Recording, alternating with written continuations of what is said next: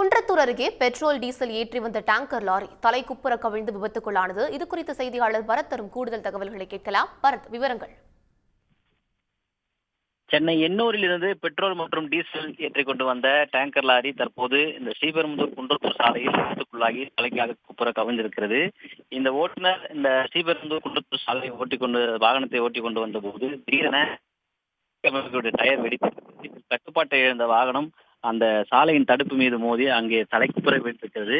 இந்த டேங்கர் லாரியில் ஏறக்குறைய 8000 லிட்டர் டீசலும் 4000 லிட்டர் பெட்ரோலும் இருந்திருக்கிறது.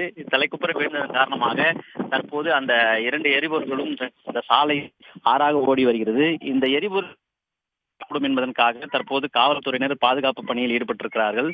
யாரும் அருகே செல்லக்கூடாது, அதாவது இந்த தீர்வு பாதுகாப்பு பணியில் தற்போது காவல்துறை ஈடுபட்டிருக்கிறார்கள். தொடர்ந்து அந்த வாகனத்தை புறப்படுத்தவும் திட்டமிட்டிருக்கிறார்கள். அதே போன்று இந்த சாலை தற்போது ஒரு வழி பாதையாக மூடப்பட்டிருக்கிறது. அந்த வழியாக சாலை வாகனங்கள் செல்ல விடாமல் அருகே இருக்கக்கூடிய மற்றொரு சாலையில் வாகனங்கள். விவரங்களுக்கு நன்றி பரத்.